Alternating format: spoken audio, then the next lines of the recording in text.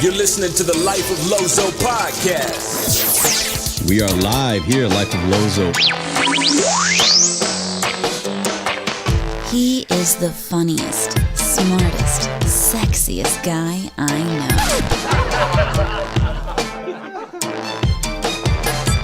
Lozo is now live. Yo, on this episode, we're talking hip-hop again. Shawn Mics drives a very short distance to the SDS Podcast Studio O to discuss the year 1997 in hip-hop. We tell some DJ Doses / Bodega Brad stories, and I show off some of my art collection around the studio. Thank you to our sponsors, State 2 Studios, Taylor Shop Inc., 03 Productions, The Beat Brigade, Rhyme Designs Clothing, Ronz More Guitars, The Music Experience, Custom Shirts and more, The Art of Kyle Willis, TheMixMash.com, and of course, Jack's Nutrition. Let's go.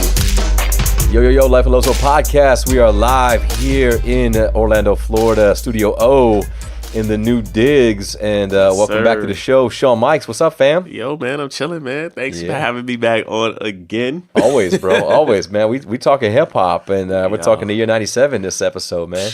You know, 97 was an interesting year for us because we started our radio station. Absolutely. That was a big year, man. Big deal, man. Yeah, 97. Well, we didn't start our radio station, but our show. Right. No, I claim it all. There was nothing before us. There was nothing after us. True. No, I'm kidding. I think Brigham Young is still repping WIDR. Oh, man. We should go back. Yeah, have like an anniversary. We just walk in and do them like we did the first time. Like the first time, just bring back old memories. Like, yeah, you know. Yeah, like, you don't even know who these dudes are, but they seem to know their way around. The show over again. Yeah, exactly. Nice, dude. Yeah, 97, big year. How you like new studio though, man? Dog, I'm loving it. I can move in right now. Yo, this is dope. Yeah. We just had a discussion about it earlier, and I mean, like, yo, the pictures, the artwork is crazy. Just the whole way. This is how everything looks, man. I'm loving it, man. So, yo, you were doing some work. Yeah, it's been a work in progress for a while now. Man, well, it shows, bro. It shows like it's real nice, man. Yeah. And you got some dope artwork. So check out the posts, man, or the pictures when you put them up, because it's dope. Yeah. I got some room in the wall over here. I still got my signed Barry Sanders jersey. I gotta get framed up and all that. Wait. You got a you ain't seen it yet? Oh, nah, you holding down on me.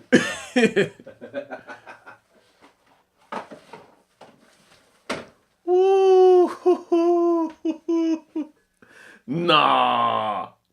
Yeah. Oh man. I'll put that. I'll put that over in the third chair. Man, you know Barry was the dopest running back ever. Yeah. It just made you want to be a Lions fan for Barry, you know? Exactly, man. And I can't believe, man, he couldn't get out. What was it, like a contract deal, right? Where he couldn't get out of it, so he just retired or something? Yeah, they wouldn't trade him. They wouldn't trade him. So he was like, I'm good then, and stepped away. And you never heard from him since. Dude. Yeah, man. That's what happens, though. I know. Shout out to Barry Sanders. No, I got that for my birthday in July from my brother and his wife and Courtney. They all pitched in and made it happen. So I was like, that's super dope. So yeah, I gotta get that framed up. Yeah, you got. I got an Ultimate Fighter UFC jersey signed up there. I gotta get that framed up from John Jones's team, and got a signed Mike Perry UFC glove. So I got some some more stuff to go up there. Yeah. Oh man. Plus, you know, Kyle Willis be on some always making some art shit. So I'm always buying more pieces. Yo, shout out to him, man, because his art is dope. It's crazy. That's Wu-Tang. If look, we're about to talk about Wu-Tang today, so that's something I think you need to put out there just so they can see that. The little gold record? Yeah, man. That's dope. That was a gift too. I need your gift giving for his. They're good peoples, man. And the shoe collection too. Yeah, I got to do the De La Soul dunks and some J's, the Redmans, my Jordans. Oh, and the Stormtrooper helmet. Oh man. I try to talk to them about it. Yeah. Zena's our page on Instagram. Man. She's crazy, right? All by hand. So that's dope. Yeah. So, we try to keep, come on, man. Finally got enough space, man. I even got like little leather chairs over here. Look, you're going to run out in a minute. And we got to bring the vinyl through. Exactly. So, I don't know. Yeah, we got to fill all these shelves up. Plus, I got the production gear I haven't even brought out yet, man. I got the turntables out. Oh, man, my hands are itching too. You got to move that tech. So. Yeah, dude. Woo. Come on. We're going to put some work in. And I'm closer. And I'm just close to you, right man. Here, man. We right around the corner now. Yeah, we're local dudes. Make so it happen. it's on the crack, and we'll So before you start admitting to more boosting and other illegal activity, like you did last episode, we'll just get right into the albums. I think the statute of limitations are over. If not, we were just speaking in hypotheticals. Yeah, right. Yeah. No, 97, man. This is a big year. This was definitely kind of we connected in. I gotta think now, 95, 96. So this was like fall of 97, early 98. Yeah, because that was my sophomore year, and that's when you came to school. Yep. Be love. Yeah. So I came up there with him, and then we all connected. Yeah. And then it was around that time when I want to say, was it around that? Yeah. It was around that January when we went up there. Yeah, it was like the early 98 or so. Yeah, around that time when we were like, yo, 98, let's do the radio. But no, it was 97. It was early 97. Because 95 to 96 was freshman year. 97 96 to 97 was sophomore year. So that's exactly what it was. Yeah. So we man, made it happen, man. Yeah, and the rest was history. I brought the old Gemini turntables. Yeah, no, dude, I remember. I remember how geeked I was to buy that Gemini mixer. I was like, yo, this thing's like $249. Come on, man. Yeah, we burned the hell out those faders. Man. Yeah, I don't know about that, man. We had to switch the faders out. The good old days, the good old days. Had to, oh, man, it's bleeding through. We can't use it anymore, man. That had the Jazzy Jeff mixer. Yeah, that's right. Yeah, exactly. No, that was crazy, man. Good times. And they say the 1210 sitting right there. Right there. We got the Fat Beat sticker still on them, and all the double XL stickers, and I think Most Def's on there, and Wu-Tang, everything. Just bring back the we might have to ride up to KZoo, man. Yeah. Just swing on through. It's changed though a lot. The last time I was there, we swung through. I was up there in the west side of the state. We went up there for something. I don't know if it was a wedding or a vacation, or I can't remember what it was that we were up there for. But we were close enough. We were like an hour away from Kalamazoo, so we just ran over there. Like went and had some wings at a B-Dubs. B-Dubs. Yep. Watched the fight and then drove back. But just kind of did a quick little tour around campus. Yeah, it's changed, man. Yeah, but it's all good. It's all good. Shouts to Jason Doubleday on the Broncos helmet. The Broncos helmet, man. Original. Original. Nah, it's not no bookstore helmet right there. That's gameplay. Yeah. That's gameplay right there.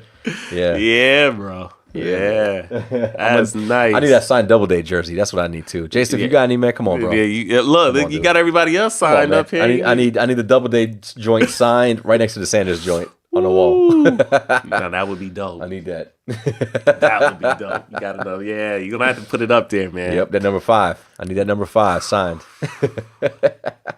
Jeez. Yes, sir. I don't want to have to boost your stuff. No. Just get everything up. Come on, man. I got big dogs, man. Ain't nobody boosting. Yeah, I'm not coming through. So. Yeah. Nah. Ain't having it. I'm cool. All right, so 97, early on, first album we're talking about, January 28th, Camp Lo, Uptown Saturday Night, the acclaimed debut studio album from Camp Lo on Profile Records, distributed through Arista Records. And, of course, one song and one song only. Which one is it? Lucchini, come on. Yo, AKA, this is it. What? Lucchini falling from the sky, let's get rich. What? Yeah. Yeah. Yo, it was a dope record. And it was laid back. They had some real smooth tunes. And Ski produced, I don't want to say them, a lot of the almost the all. tracks. Yeah, exactly. Yeah. So, one thing about Camp Lo, I didn't know what the hell they were talking about. And at the time, I was like, yo, it's dope, though, because it's something new. Yeah. It's original. And then I said, all right, I'm going to listen to it again. Yeah. And I'm listening to it. I'm like, damn, I still don't know what they're talking about. They was on some... But they was on some next level stuff. Next level. Yeah. Yeah.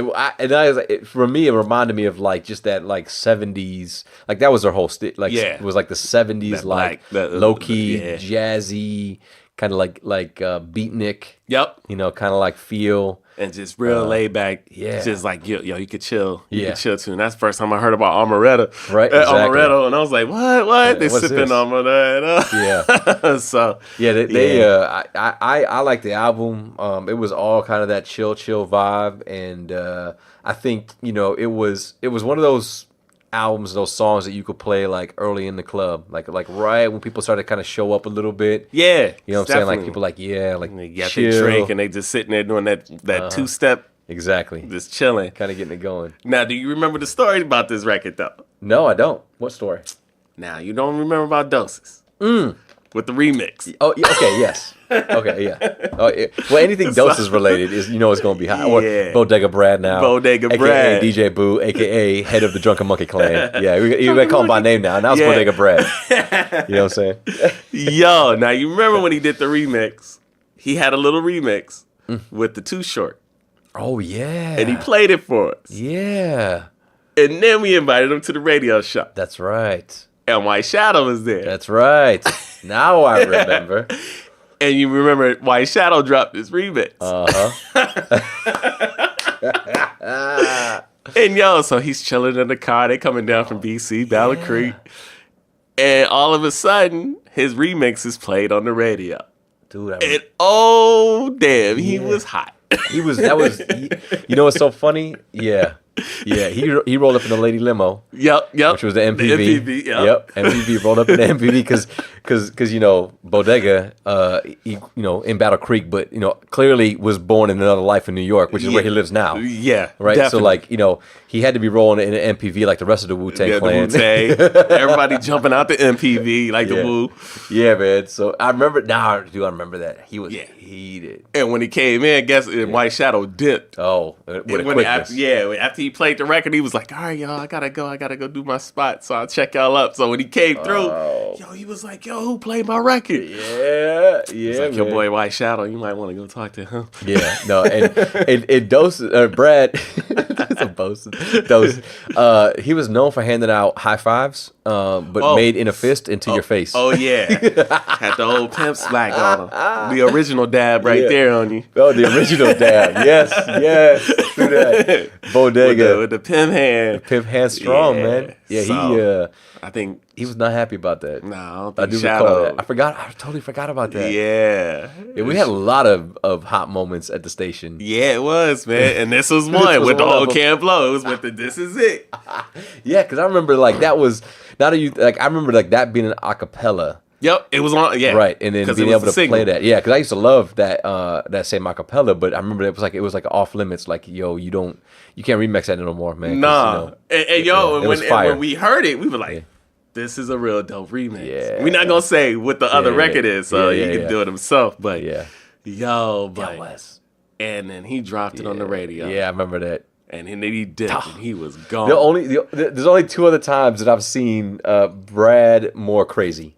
The first time was at Club Soda with old boy who I think I have that album somewhere too on CD because I got a collection of CDs over here, right? But I get no love from the judge because the judge don't got no love for me. I just remember that. Remember that dude that did that crazy skinny little dude and was like this full on like thug music stuff in Kalamazoo. And I remember he came to the club one time, and we had him like in the DJ booth, and he was trying to hand out his singles, or whatever, and whatever, like Brad, like he either likes you or he doesn't, and he assesses that within about 10 seconds. Yeah, right? Like Brad don't play, right? Nah, he don't. But he don't play, man. Either you're cool or you're not, and that's it. And regardless of what else is going down, it's already been decided. I don't care who you roll with. Yep. And I just remember Brad being like, "Yo, get this dude out of the DJ." I'm like, "Why? What's going on?" He's like, "I just don't like him." Remember? I remember. Yep. I remember. And he was looking for a reason to snuff him. Yeah. And I was like, "What?" I remember. Right? And I was like, "Come on, man." He's like, "No, it's cool, man." He's like, "I'm good." And then if people that know Bodega, he walk around, he's gonna laugh. I'm gonna tag him in this episode. He's be like, you assholes talking about me like this. I'm not there to defend myself. And he would walk around with a beer in the whole pitcher. Yes. Remember that? He'd have a whole pitcher in one hand and a cup in the other hand. And he'd pour it and he'd drink from the cup. Yep. And he'd pour it, and that was his style. But didn't the monkey look like that? The Drunken Monkey. The Drunken Monkey was had just it. like that. Right, with the bottle in one hand. Yeah. Yeah, right? So, like, that was his thing. That was, And so I'll never forget that, like, you know, he was standing in the DJ booth, and he would get behind old boy with his picture real close, like real close. Like you ain't got to be that close, dude. But real close. Like I'm trying to get you to hit me, right? Right. And of course, what happened? Old dude started dancing and some song came on. He spun around and hit Bodega's picture, and that beer spilled a little bit on his kicks. And that was it. And that was game over. And all of a sudden, somebody getting snuffed. And all of a sudden, dude get dragged out of the booth because security worked for us. Yep. And they know Brad. They don't know him. And that's it. And that was a wrap. And dude got tossed and never came back to the club. Oh, man. Yeah. Brad. Shout out to Bodega. Bodega Brad. Bodega story, right? That time and the other time, besides the White Shadow Campolo remix incident. Yeah.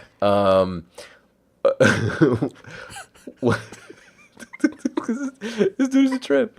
Was there was a dude in Battle Creek at a nightclub playing Brad's mixtapes at the club. and we cut over to another song when Doses did his drops, when Bodega did his drops.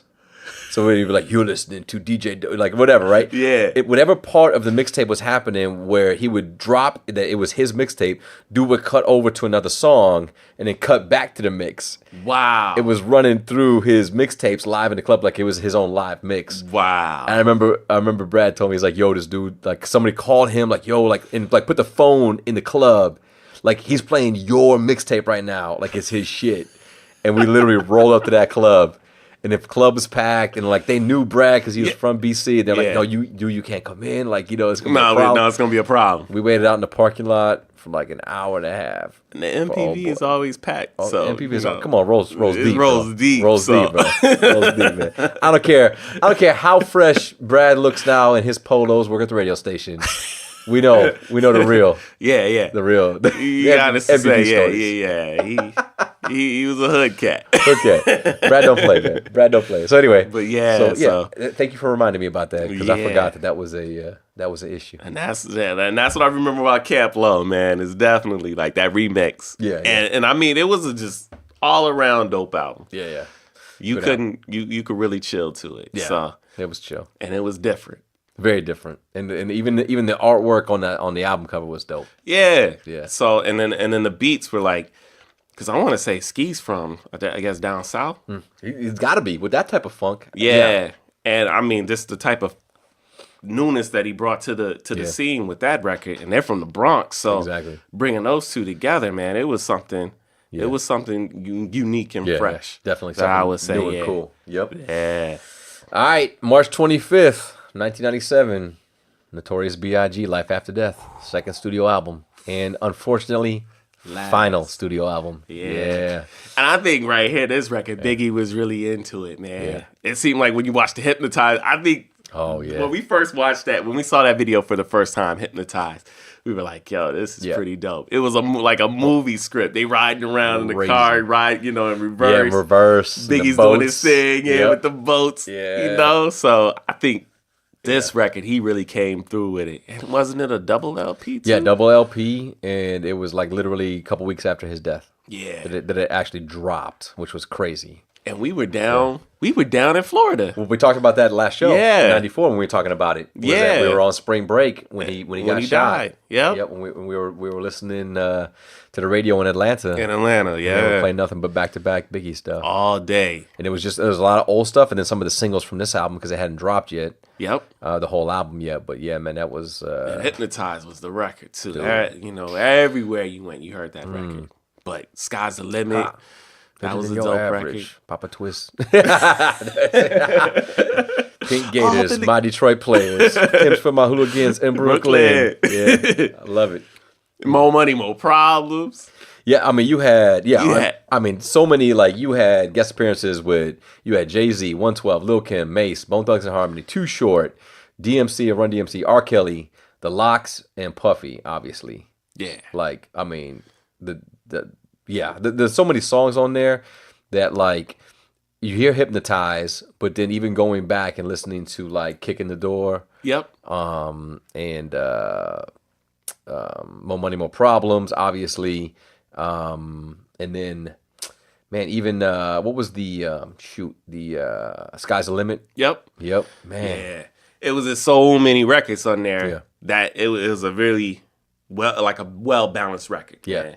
Yeah. You could throw that record on. You had some club bangers. You had some street bangers. You had some ones where you were like, all right, I got some music to chill to. Yep.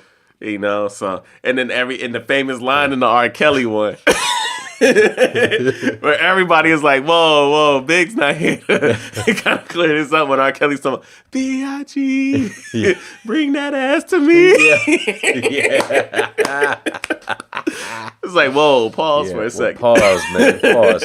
B.I.G. was clearly over the age of 18 at that point, which we know that, you're not into anyway. So. Yeah. But yeah, that R. Kelly record right there. Yeah.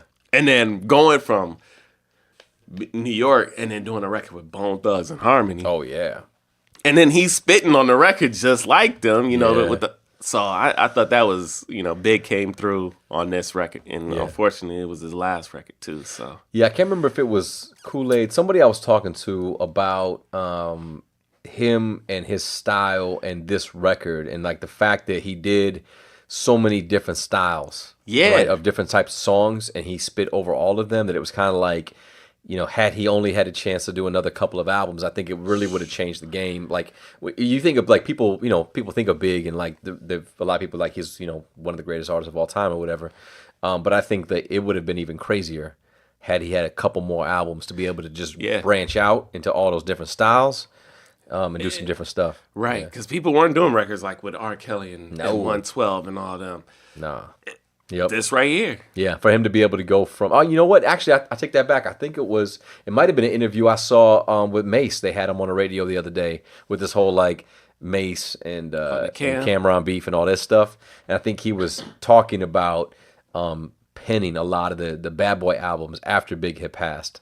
But I think he had made mention of that album and saying, like, if Biggie had a chance to continue on, just the styles that he was doing and where it was going was crazy. It would have been, yeah. I mean, this record was already on some next level stuff. Yeah. And for it to be a double LP. Yeah. And the majority of the songs on the record are banging. Yeah. Where there were a lot of other double LPs that dropped that were like, yeah. You could have kept that as a record. Exactly. But there was a lot of just dropping lots and lots of songs. But for his double LP and look, there was every type of subgenre of hip hop, R&B on that album. Like whatever you were into. Whatever you were into. And man. Yeah. Even 10 Crack Commandments. Yeah. I mean. Come on. And the best part was I saw on, man, it was like a Facebook video link that I followed with Premiere. Did you see the interview they did with Primo? No. About Kicking the Door? No. Yeah, so he told the story about, like, there's a part of Kicking the Door where Biggie is addressing Ja Rule. And the whole, what album did he do? One Day. Remember the One Day album? One Day, and it's kind of like he talked about hip hop and how he was over all these different styles of hip hop. It was like his diss record, but he talked about with the Versace suit on. Remember that? Yeah, it was One Day. I'm trying to remember the original because I remember it was on like a mixtape that we had gotten out of New Jersey or something. Like somebody did a crazy mix on it, but Primo had did the beat. J.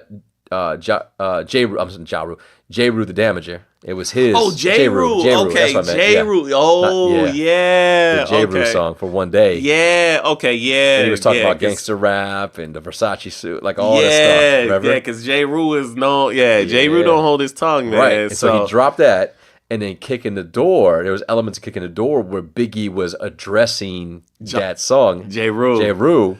And talking about him being back in the whole thing. And there's a part of the song that Primo was like, dude, he was like, it was a weird kind of... It had to be because J. Rue's his boy. Right, that's what I'm saying. J. Rue's his boy. He did the beat, and now he's working on Biggie's album. Yeah. And he was like, yeah, it was kind of awkward, but at the same time, like Biggie was a true professional. He's like, but there's a part of the song, and he knows he's talking about me, where he's talking about, son, I'm surprised with you run with them. He's like, that was about Primo. And he is sitting in the room. Dang. Yeah, like literally.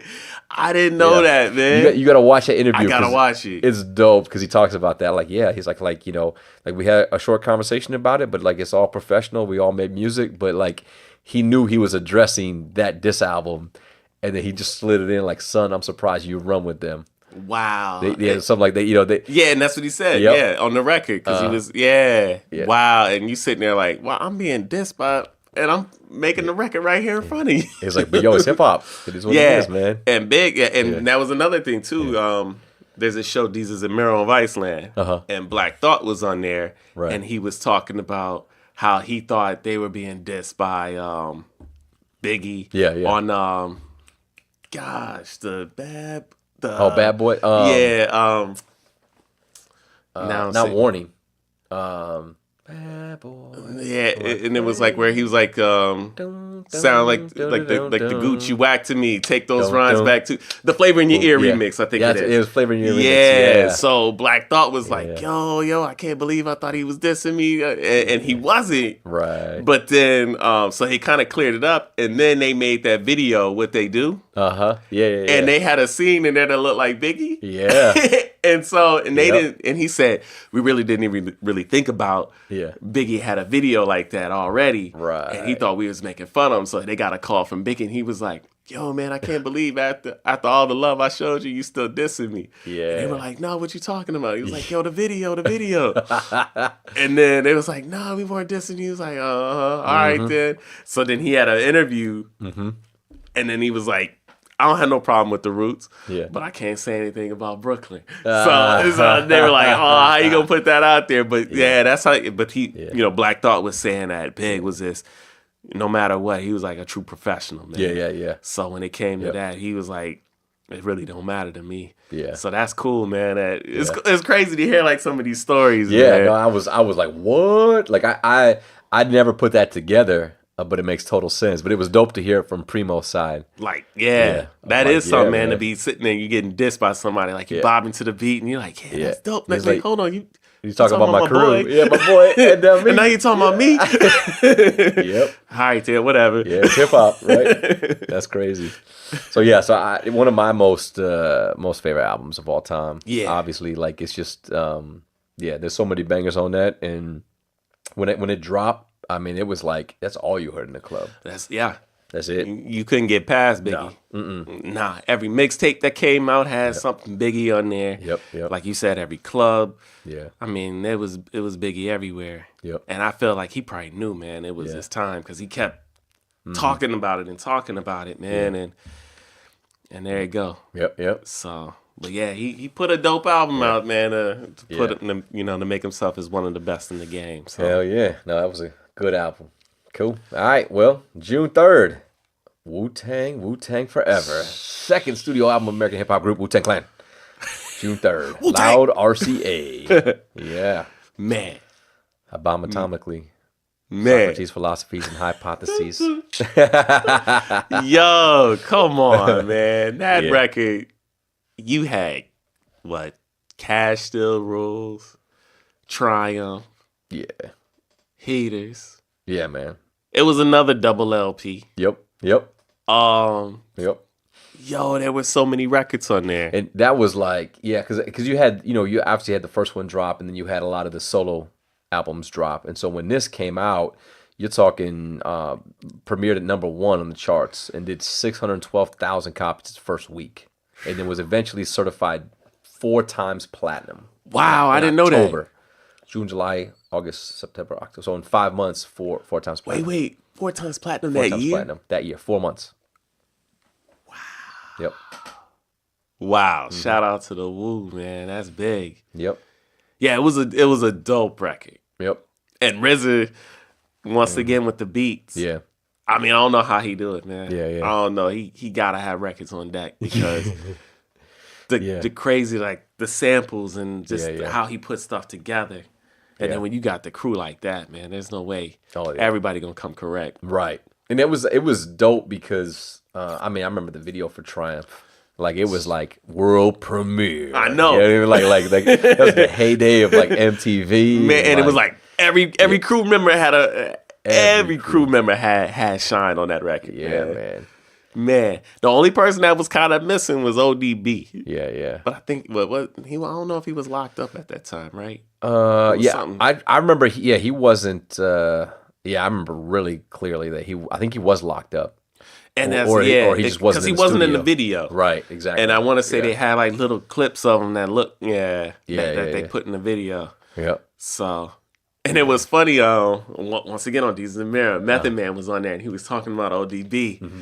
and he was like, ODB's record was supposed to come out first, and then Method Man. But he said, "Yo, ODB spent his recording budget on a car." Yeah. And he said he bought a hoopty at that. Yeah, he did. Of course he did. Yeah. So they gave him money for his record. Yeah. But ODB, man, out of the crew, man, everybody had lyrics, but when it came to ODB, man, he brought that comedy to it. That I think nobody. I've never seen that in anybody else's crew. Yeah. In ODB, Yeah, who can rhyme and who can just bring that funny side to it. Exactly. Yeah. Yeah, and so much of his stuff was off the top. Like so much of his stuff was just like him doing him and then putting it together and like whatever the vibe was. Like that's to me is like usually when you get people that are just kind of like creative and like doing their own shit, like it's hard to get them to match the energy of the music. Yeah. You know what I'm saying? Like it's hard to like, figure shit out. But he was just naturally his talent was like whatever the beat was, whatever they were listening at, he would just take that and then make it his. Right. Yeah. And it would just basically reflect whatever the vibe was to his style of rhyme and his cadence and all his lyrics. And he just added that to the group, man. And then when you got Ray and Ghost and You Got and Spectre Deck, Capadonna up there rhyming. I mean, Jizza, the RZA.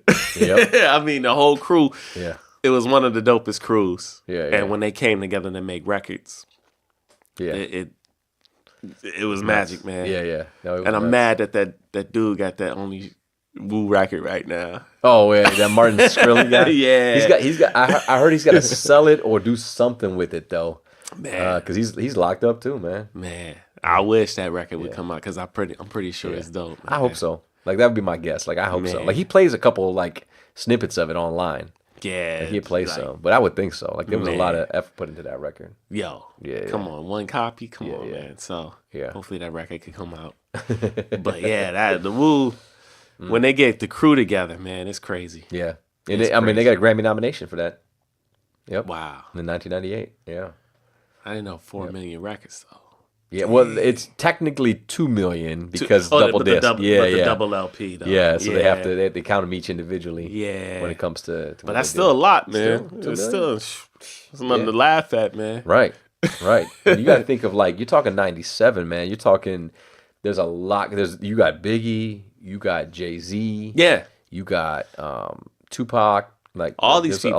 There's a lot of shit going on. West Coast is going on. Yeah. Thinking that 96 when people still selling records and on. Yeah, exactly. They got a lot of competition, man. Yeah, you talking about and then we talk about 94 with Outkast, like the Rise of the South all of a sudden. Like it's a lot of competition, music. Man. Yeah, a lot of music coming out. And it's like back in the day, like New York is one thing, but outside of New York, like we didn't have no hip hop radio station. Right. We were the only radio. We were the only hip hop station. It was college radio. Yeah, college radio. Michigan State. Our station. Western Michigan. Probably UMM.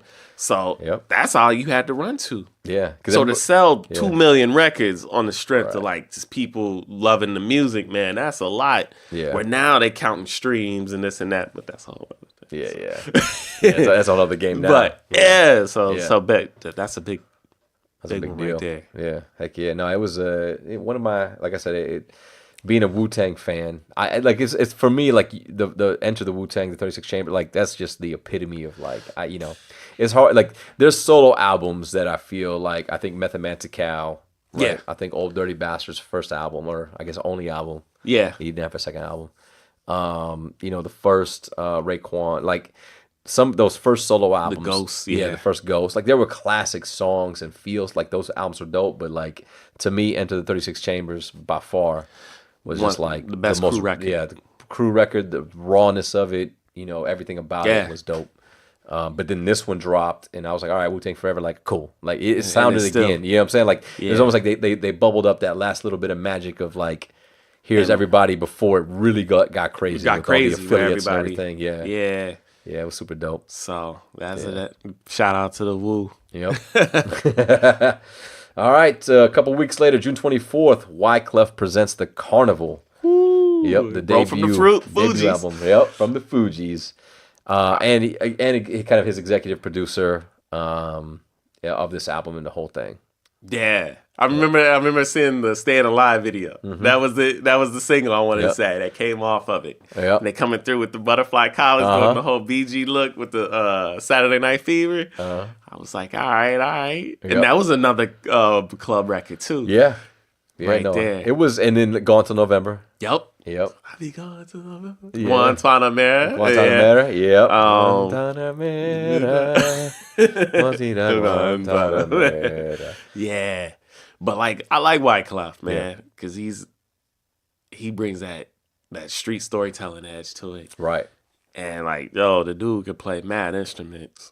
Yeah. No, from a musician standpoint, super dope. And then it was almost like I appreciated the fact that he kind of took that island vibe. Yeah. You know what I'm saying? Like where he's from. And he then, always rap Haiti. Right, exactly. And like really like put that into the music. Yeah. More so. Like the Fuji stuff I was a huge fan of as well. You got a little taste of it, but like this one to me was like it's totally musically. different. Right. Like musically he put himself out there. Yeah. Yeah. And then he brought the Refugee All-Stars. Yep. And I mean, so it was a totally different vibe from the Fugees. Yeah. And it was like, all right. Yeah. It's something you could still ride to, and it was something different. And that's that was the beauty of it. Like you could pick up an album and you got a Biggie vibe, a Wu vibe, a Clef vibe, and everybody could still roll, and they can all do records together. Oh, you know absolutely. what I'm saying? You know what I'm saying? So it was like totally. That's how it was, man. They all came with the realness and that edge to it. Yeah, he was it that song on there he did with Lauryn Hill? Man, I swear to God, I gotta look it up real quick. There was a hold on, let me see. Wyclef. There was a song that Lauryn Hill dropped in on where she came in like gangster. I can't remember. I gotta think about it now. Year of the Dragon. That's what it was. Year of the Dragon, dude. When she drops in on that, man, you want to hear like this is pre Miseducation Lauryn Hill because that came out like '99. Mm-hmm. But when she dropped in on this, I'm gonna pull up these lyrics real quick. The yellow cheese bus getting beatings. If I cuss, dude, like you gotta listen to that. Because she came in like on, I just remember the impact. That's why it hit me when we're talking about it. She dropped in on that like you would expect any like heavy New York MC. That's what I'm saying. Like, man, that era, man. Like the MCs at that time, they respected the craft. Man. Oh yeah, they knew like. And as a female, to spit like that, come on, man. That was when I was like, like it was dope in the Fugees album, and like she had some cool verses. But when she dropped it on this one for Year of the Dragon, I was like, what? I'm gonna have to go back. And check it out. Trust me, dude. You'll pop it on, you'll be like, okay, for real, yeah. But that was, I mean, she's unreal. You know what I'm saying?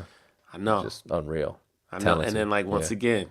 She dropped her album and that was it. So we talked about that with Kool-Aid for '99, and I mean you talking about one of the best selling ever, craziest. Once again, knowledge. Yeah. It was like, women empowerment right there. Like absolutely. She brought it for them. Yeah. When you talk about the females today and they doing their thing, all right, cool. But Lauren is somebody that she came through the game. She was in a crew. I mean, coming up with that era with dudes. Yep. No, for real. And then, every dude wanted her to be on the record. Right, you and know? she could sing. Yeah, like she crazy. could sing and she could, she could spit. So it was like one of those things where, man, Lost Ones. It's talent. Yeah, that album. You just lost. I may have used that for a certain diss track, if I remember correctly. Since we're on a topic of dissing the same person for stealing stuff. Oh. I want to remember. I want to. We'll listen to it off the air. Yeah. Okay. Yeah. We got to go back. All right. Cool. Yeah. Yeah. That was a dope. That was a dope album. A dope single off the album. But I mean, for Wyclef, obviously, like I think it was like, to me, he brought in the musician element of hip hop, because now, like, I don't know, like if you fast forward into what's the old boy who plays guitar, B.O.B. Yeah. You know what I'm saying? Like, you think about like these like artists and hip hop guys who came on afterward and could play a bunch of instruments. Yeah. For me, like he kind of made it cool to do that. Yeah. You know what I'm saying? Absolutely. Yeah. Bringing in live instrumentation. Yep. I mean, like, and then playing them all. Yeah. playing them all.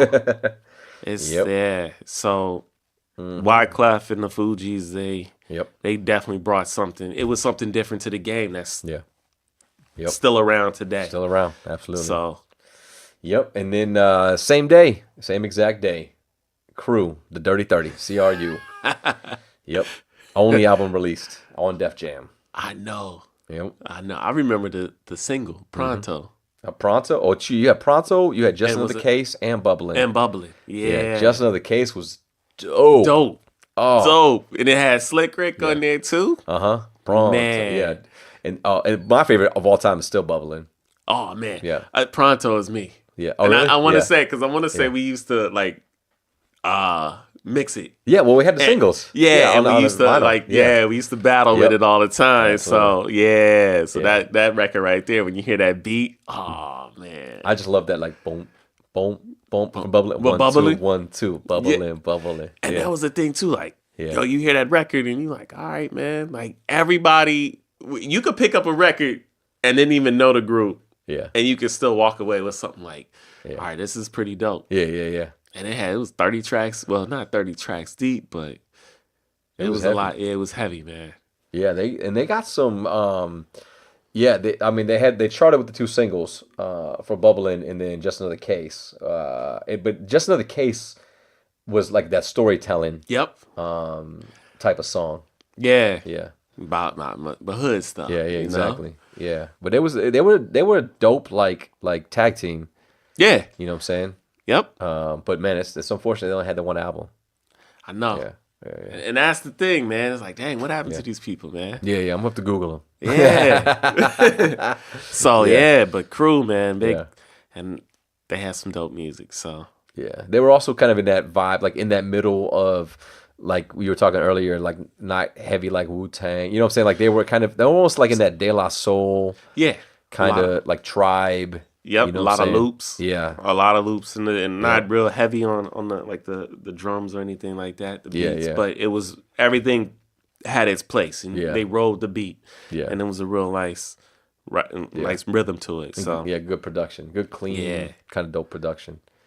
It's crazy how you can listen to the music from the past and be like, yo, this is still knocks today, I guess. Yeah. I mean, that's, you know me, like I usually roll with just 90s music and 90s hip hop, but like Crew, like it's a constant. I'm listening to something off that album at least every other week, just because it was just good music, and like, I know. I'm gonna have to, man. I don't have any. I don't have the '90s on my stuff. But I got Apple Music, so there you go. Just follow me, dude. Follow my playlists. I'm gonna have to. You have to, man. See what I'm listening to. You'll see it on there. All right. About a month later, Company Flow, Funk Crusher Plus, debut studio album of Co-Flow on Raucous Records, still alive at the time. Big and then it was re-released in Definitive Jux. Yeah, man. Mr. Lynn. Yeah. Dope. Co-Flow. If you don't have and I want to say, man, I remember hearing Co-Flow from End to End Burner. Yeah, that to me was like the definition of Co-Flow. That End Burner, bang, dude, that was the epitome of New York spray paint, just subway gritty. Yo, talk about the grime and grit. When you want to hear something dirty and just raw, DJing, MCing right there. That's the record you could pick up. Cold Flow right there, man. And they had that, like, it was one of those. It's that unique thing in New York hip hop where you can rap over a beat and then not ride the beat. You know what I'm saying? Like most people are so used to like getting caught in the pocket and like and doing, sounded, right, so real tight and clean. But that was that, because it was the same thing was happening in the West Coast too. Was you had like Jurassic 5 and what were the big Souls of Mischief, right? And they had a bunch of like Freestyle Fellowship. Yeah, that's what it was. Yeah, it had a big movement out in the West Coast where it was like you would just spit, and many times it wasn't actually on the beat. But it was so hard to make that work and then still sound dope. Right. And that was the one thing, Company Flow, for me. Like LP when he would spit back then. I know. I don't know if LP ever wrote the beat. Never. Not to me. But he also made a lot of the beats though too. Yeah. So it was like intentful. But that was cool though. Like it was dope because it worked. Yeah. Right? It worked with that sound. And when you hear it, man, it's not your typical hip hop record. It had like metal banging and this and that. They took all different types of samples to put just crazy beats together. It sounded like a little bit of like a rock and like that edge to it too. So man, Cold Flow is a dope. And then when you think about that whole label, Def Jux, man, you had Surf Metal Link. Dang, who else was on there? I don't know if I'll look it up, man. We did a lot of research this episode. Because he produced a lot of records too for a lot of people on his label. All right, you got Aesop Rock, you got Cage, Cannibal Ox. There we go. Delta Funky Homo Sapien, Hangar 18, Mr. Liff, Murs is on there. RJD2. And when you think about now, they're all out there doing their thing, but everybody came through with the Def Jux. It was like a little playoff, like the Def Jam in a way. So it was like they had their own little Def Jam going on there, where they had, when you wanted to hear underground music, that's the label to run to. Yeah, that was post Ruckus. Ruckus, yep. Yeah, man. Yeah, that's so funny though. And it's like a lot of these cats, like I said, when talking about Run the Jewels. So I'm just like, but what do you know about Run the Jewels, right? What are you talking about? What do you know about LP? Yeah. Because what do you know about Killer Mike? I know. And then to put those two together, yo, like, in New York, well, like New York and Atlanta is not that big, but those two, how their rhyme styles are and how they put music together. Man, come on. It's. That's dope. Yeah, so, it works. And they're still doing it to this day. So. Yeah. No, it was super gritty. Cold Flow. Super gritty, man. DJing, the MCing was there, the production was there, so real heavy. So good. I had to put it in there because you can't leave Cold Flow out. No, you got to keep Cold Flow in. Man. I don't think there's like people that were there in that movement, kind of locked and loaded. I'm happy to see what LP is doing now. Like, I'm happy to see the commercial success. Yeah. Because it's like, we talked about this before with, like, No ID. You know what I'm saying? And, like, look, like, it's not that No ID was broke by any means. That dude's been stacking chips for years. All the time. I mean, he's been doing all types of albums, he's helped all types of people in the business. I just like to see, like, okay, cool. Like, look. Like, somebody brought him back. Yeah, like Jay was like, I'm going to put him on this whole album here. The whole album. And like, that was dope to me. Yeah. Because I'm like, like, just to see the dudes that really put in work and have been, like, pillars of hip hop for a really long time, and they're still doing it. Doing it. That's cool to see. Yep. Okay. August 19th, OC Jules, second album from OC. OC, like we already said last time. I want to say we were talking about OC last time with with his debut album. You can't. His wordplay is crazy. The whole Digging in the Crates crew. Everybody. Yep. So you got Big L on this record. Dangerous is crazy. That to me, bro. Yeah, the epitome. What I love about this album and OC, because like Digging in the Crates, like I kind of feel like I slept on this album back then, with the exception of Dangerous, right, with Big L. Yeah. But the rest of the album, like I remember hearing it, but I don't remember really being into it heavy. But listening back to it again, it was like, yeah, it's killer, man. We talk about New York boom bap. Yeah, man. Well, Premiere. Yeah, I think it's My World, right? The the first track, you know, and I want to say that was one of the singles. Yeah. And that track hits, man.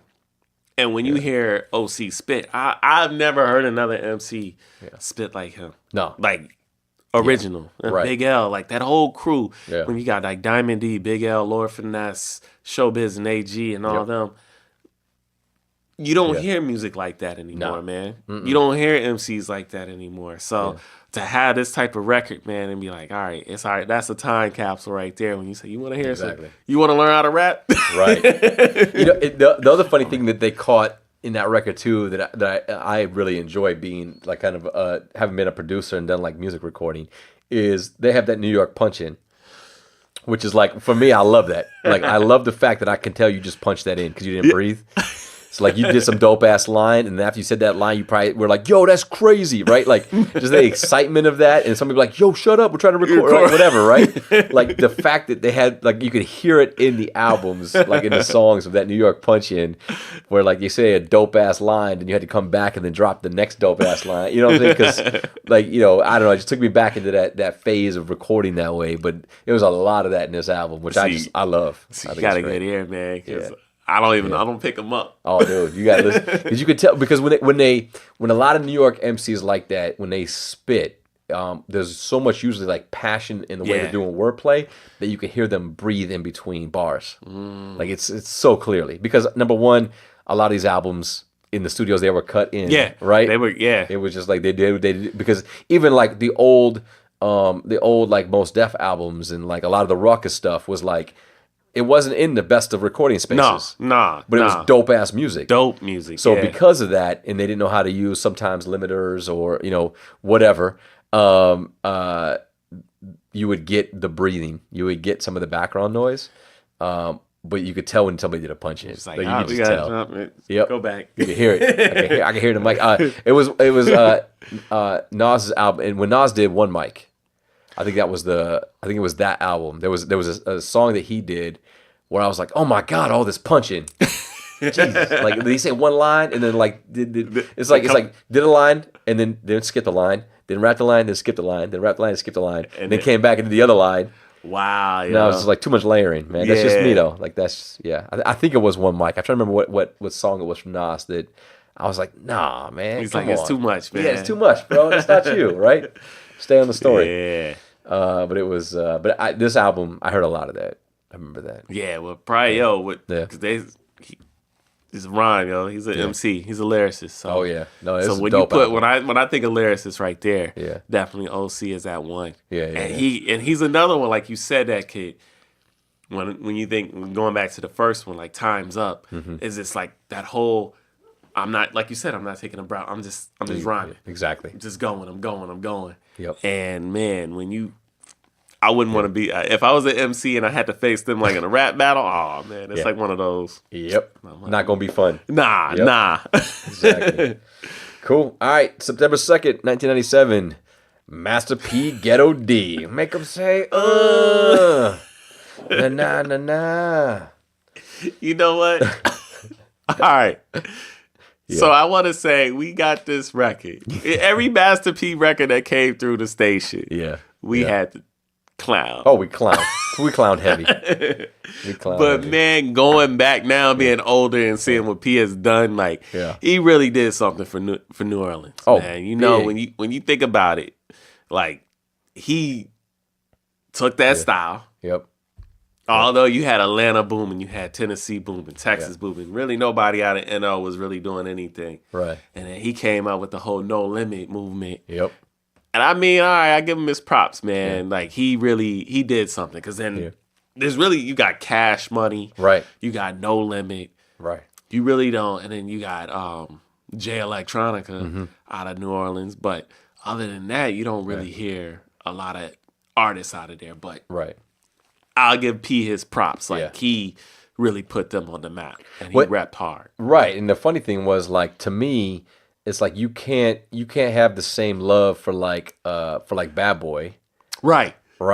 You know, or even like Death Row, because it was all like the same type of idea, just it was localized, right? Yeah. Like the big cars, the private jets, the the Dom Perignon, all the crazy, the big gold Jesus pieces they had in the East Coast. Yep. Then the West Coast, you had all the classic cars and all of this and all that, and like big gold chain, like whatever. And this was NO's style of like, we got money too. Yeah. Big ass gold tanks. Yep. You know what I'm saying? And like camouflage, right? Camouflage, yep. And yep. like ice cream trucks with spinners on them. Yep. Like that was their thing. Yeah. Like, they just did the same thing, but in their own gold style. And the gold teeth. Gold teeth. Everybody had the Absolutely. Cartiers, like, Yep. So it was like that whole, man, when he came through, it was funny. Yeah.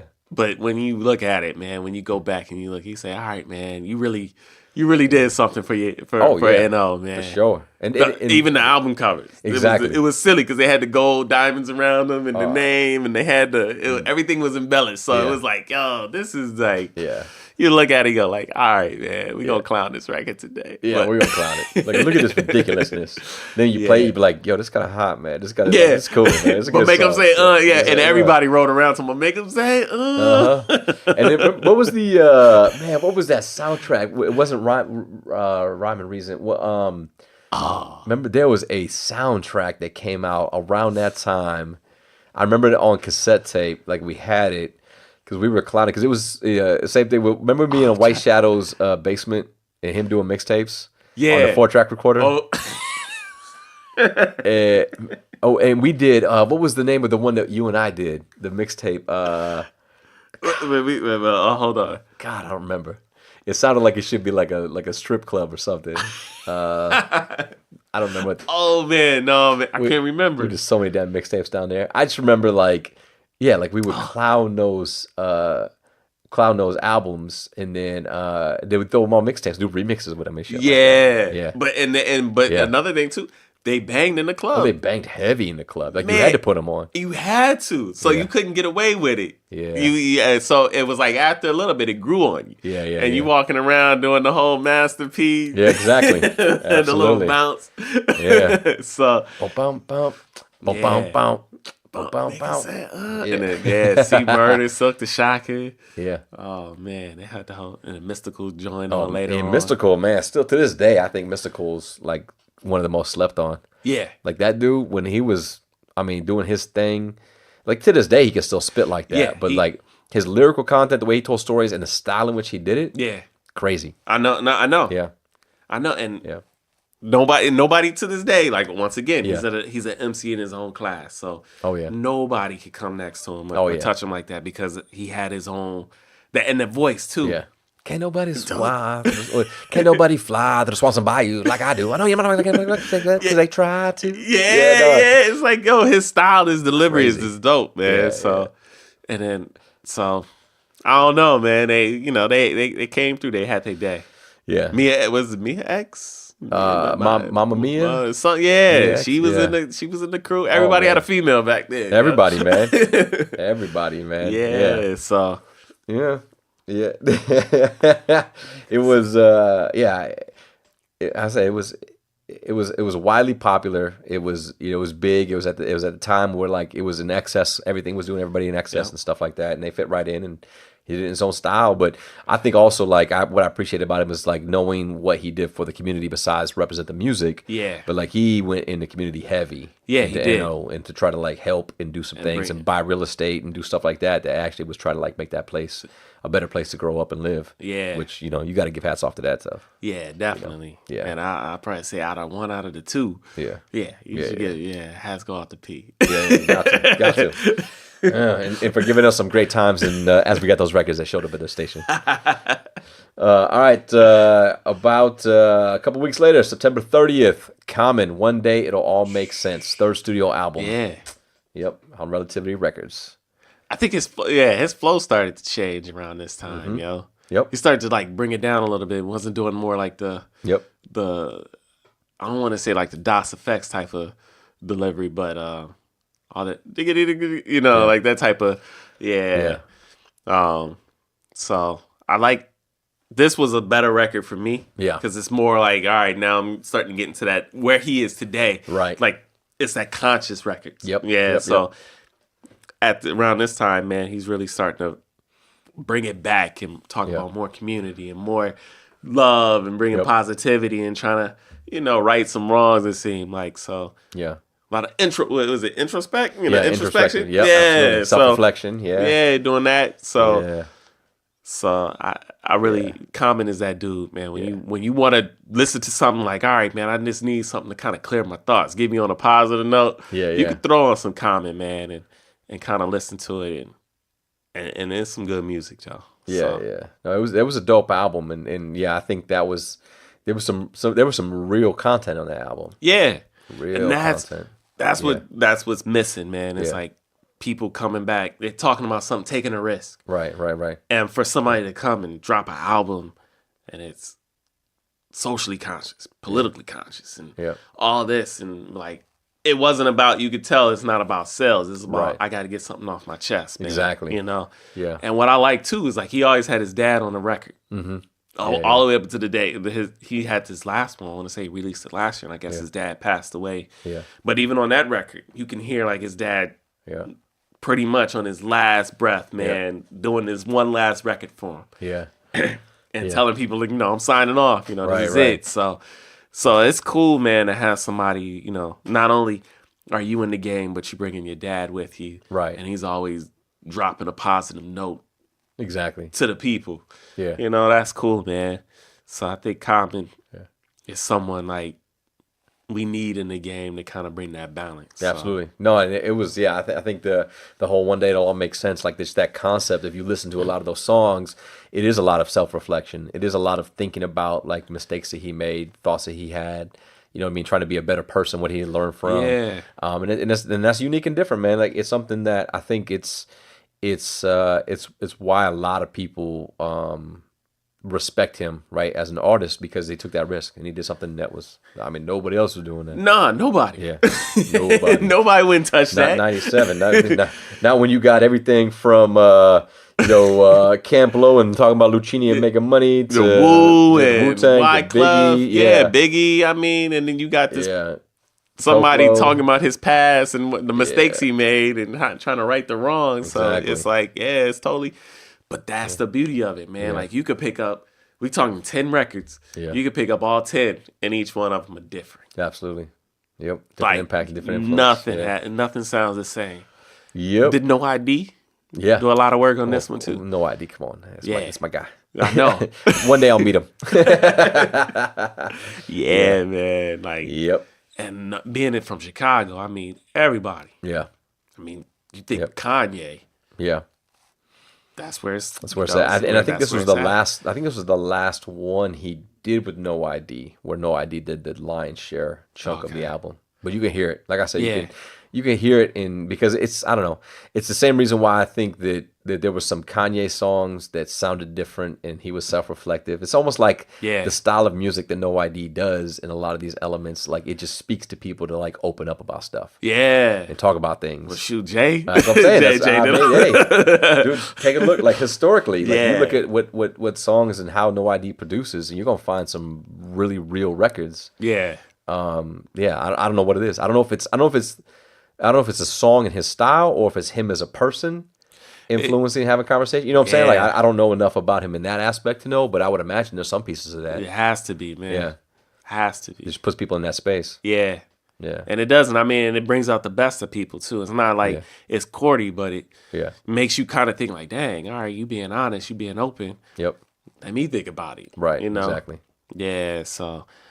I give it to Common, man. Yeah. Dude is a brave brother, and I mean, when it comes to music, and just trying to do something different or positive, or just something where, you know, all right, I haven't really heard this, I want to try it. Yeah. You can definitely count on him to try, you know, on doing that. So that's killer. All right, last album, 1997, Jay-Z in My Lifetime, Volume 1, November 4th, second studio album. American rapper Jay-Z. Woo! Rockefeller, y'all. Hove. Hove. Yo. All right. When you hear, when we talk about the greats. Yep. We talking about like Nas and Jay. Yeah. So Nas came out with Illmatic. Mm-hmm. Jay came out with Reasonable Doubt. Nas dropped, what was it? It Was Written, I think it was. And then Jay dropped this one. Yeah. And I think when Nas was trying to go commercial, Jay went commercial. Yeah. Jay had the formula, and I feel like Nas kind of messed up somewhere. And It Was Written was pretty cool, but when I think this is when Jay found like that commercial success right there. Yeah. Right there, this was his sweet spot. Yeah. Yeah, so no disrespect to Nas. Or nothing. But I think when like Nas was like, because in the past he said like, yo, I want to go commercial myself. But I don't make no money doing these hardcore records. Right. But I think what the difference was, I think Jay flirted with commercial a little bit and then caught it. Like, because you think on this album, Always Be My Sunshine. Right? Yeah. You know what I'm saying? Like, yeah. Like him dancing around in a suit on light up floors. Yeah. Looking like Joe Camel. Not a good look. Not a good look. Right? How about no? How about you don't dance around like Mason Puppy, right? With the glasses and everything. Bro. Right, bro. But that was it. Because if you look at the rest of the album, he kept it New York grungy. He did. He kept it grungy. Yeah. And then and he kept like the features too. Like people who was on the records. Yep. Came with it, you know. But man, I think this one kind of with that Sunshine, the one that you were talking about, I think it put him in that spotlight. He could be commercial too. Yeah, he could do it. He could do it. But like you said, when you open up, you got Paid in the Ass. Open it up. Yep. And then the whole 1,000,001 Questions. Right there. Primo track. Bum, bum, bum. Right there. A Hard. million. Dum, dum, dum, bum, bum. A million. And then it breaks. He had that one verse, then it breaks down to another one. I'm no more. Man. I'm so raw. Yeah. Yeah. And it does a remix halfway through and it drops in. Yeah, man. And then Friend or Foe. Yeah, Friend of Foes. City Is Mine, which I thought was, I think to me, City Is Mine was a better commercial crossover. Right, right. Like that was the right combination of him and commercial versus Be My Sunshine. Yeah. But then he also did like, I Know What Girls Like. Yeah, with Diddy. Was that with Diddy? I Know What Girls Want. Him to Milk Him. Yeah. Yeah. And I think what really, well, you probably talk about it in future ones, was the Hard Knock Life. Right. Oh, that's what really was like, all right, Jay is bam. But this right here is like the beginnings of it. I'm flirting with it. Yeah. Same thing with Nas, he was flirting with it too. Yeah. But I think this one right here. Yeah, he started getting in a little bit. Yeah, man, Jay just... Dude, Streets is Watching, Friend of Foe 98. And then that went into a movie. Yeah, I know. Yeah. Who you and I with? think that was another thing too, how they were able to just take a song and then turn it into a movie. Yeah. And then they brought that comedic side to it. Right. So they always, it was something like, yo, they had that, they knew that formula, man. Yeah, yeah. And they knew how to make records. Yeah. And they knew the right people to put on the record. Right. So I think with that whole crew, with that whole Rockefeller crew, like Jay, Dame, and Biggs, they knew how to make records, man. And that's what I think that's really when you got to see a chance to like see like Dame Dash shine. Like he really took it from the music to other places and other arenas. Yeah. And was hustling. Yeah. Right, to get that stuff going. Which I think it was a good at that point, that combination. And then the next couple albums after this did a couple of like, again, the crossover where they're on a yacht, doing the same thing that P. Diddy's doing, but it's not with your typical commercial other rappers and singers. Right. Because you talking about Big Pimpin'? Right. Yeah, because you got UGK, who are straight underground. Straight underground. Right. But once again, then you got a Timbo beat. Right. And then it's a bouncy beat. It's a bouncy beat from the South, bringing in some like underground rappers. So like that's where I think he got it right. Like he understood by paying it forward and bringing in some other artists from around the country and different styles. It made a lot of sense. And once again, he was like, New York rappers really weren't doing records back at that time with down south artists. No, he had Too Short on this album. Yeah, you know what I'm saying? Who the hell's putting Too Short on the New York album? Yeah, so you went from the down south to the west. I mean, he knew how to. It was just that formula, man. Yeah. Like he has a good ear for how to make music. Yeah, and putting it together and telling a story in that way. So, and just for the record, songwriters for Always Be My Sunshine, because obviously it was Babyface was on there, so was Foxy Brown. yeah. But what's Foxy Brown's real name? Was like Ingrid? Or Yeah, exactly. It's not on here. Interesting. Oh, because I think Jay wrote. You're damn right he did. Ghostwriter. Yeah, that was like the whole thing, man. He wrote all her stuff. I just want to make that point, guys. Jay's like, shoot, you gonna get paid for just singing on the song. Just take your money and go. Yeah. Keep it going. I got the credit. I got the writer's all credit. of that. It is. Yeah. Yeah. No, it was. And then, of course, Face Off, Sauce Money. Yeah. And the name of our show. Come on. Back then. Back then. Yeah, man. I had to bring it back, man. Yeah, I know, right? We'll do the Face Off again. Maybe that's what we'll do. 2017. Maybe we'll do. Maybe 2018. Yeah, right? Maybe we'll do the Face Off, and you know what? That's what we'll do. I got it now. We talked about it before the show started. We'll do independent hip hop album reviews with just independent artists that we come across. We'll pick an album. We'll both listen to it, and then we'll come to the show and we'll do Face Off. Oh. And we'll talk about the album, like what it is, like what do we like, what's on it, what's dope. What do we? What do we think? And we'll face off against. But I said I only want to do independent artists. I only want to do hip hop people that I think that could use the pub and that are doing real good music. Yo, that's a dope idea. How about that? I like that. We'll do that. I like that. We'll do the Face Off 2018. Yeah. So I like that. If you're listening and you're an independent artist. Send us your stuff. Shoot a link. We'll check it out. If it's not good, we won't talk about it. In the story. In the story. It's just easy because it's just easier that way. Just like this. There right. was only 10 records, but there was tons of them. There's a lot of them, right? But we'll only talk about albums and the songs that we think are dope and that are good. And that way we're not playing the whole kill it, burn it, like all that type of crap. Because I'm not.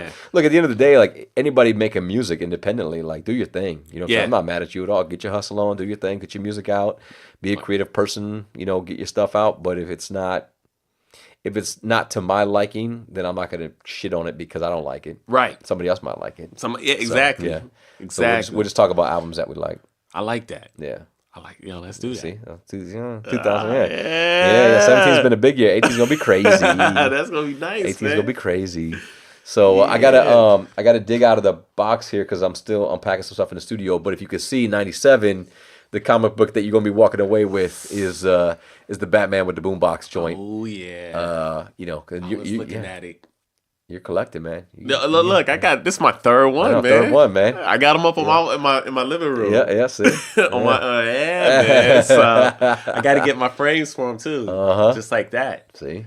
Yeah. All years up there. Oh man. The originals, ones of one, signed by Kyle Willis. If you haven't seen the collection, man, you need to check this out. Yeah, swing on by. I threw a couple of pictures up on Instagram of the studio. I got a couple more I got to put up just in the different areas and spaces. You know what I'm saying? You. This is definitely one of those things where you see in the mag, all right, if you build in the studio, this is what you need to make it look like. Right. I don't think I'll ever leave. So, man. Man. I'll work. I'll work right here. That's what we're saying, dude. We got Wi-Fi. We got a bathroom. You know what I'm saying? We got Uber Eats nowadays. I know. You don't have to leave. Yeah, dude. Oh, it's on the cracking. All right, well, that's all 10, man. We managed to work through all 10 for 97. So shouts to Camp Low, Notorious B.I.G., Wu-Tang, Wyclef, Crew, Company Flow, OC, Master P, Common, and Jay-Z. Man. So dope year. 97 in the books, my friend. Man.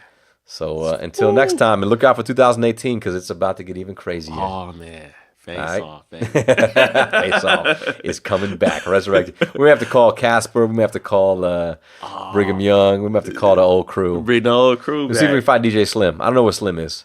Wow. Yo, if you can find him. Slim might got 20 kids by now, acting crazy. But we're going to see if we can find him. We're going to bring if him you back. can find him, man, yo, I'm high. You do a PI. Yeah, then we got to bring in Bodega, or at least we got to bring in Bodega via the internet in New York and talk about that. That's what we need to do. Is we need a part of the Face Off show. We got to talk about old Face Off issues. Yeah. You know what I'm saying? We're going to bring Bodega on. We'll bring Paul on. Oh, I'm sorry, DJ White. Shout out. We'll bring White Shadow on. Yeah, what possessed you to do busy. that? Yeah, exactly. What were you thinking? Why would you do somebody else's remix when they were coming to the station? Exactly. Because he is the White Shadow and he don't give a shit. He could care less. Nah, yeah, absolutely, man. We'll make a face off. We don't care. No, I don't care how many millions of records you sold. And how many tours you're going on. You gonna have to answer to that. You gotta answer. You gotta answer for your sins, my friend. Paul, you gotta answer for your sins, bro. Come to the confession booth. Exactly, man. Yeah. All right, yo. We are out of here. Life of Lozo, 1997. Thanks for coming on the show, bro. Hey, man. Love it, bro. Yeah. All right, man. Deuces. Peace.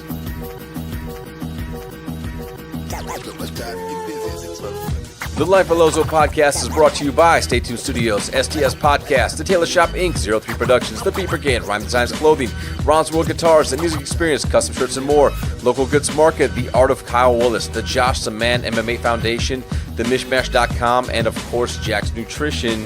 If you like the episode, please like it, share it, rate us on iTunes, and tell everybody about it. Get ready for 2018, y'all. It's going to be crazy with more content to come. This is Lozo. Peace.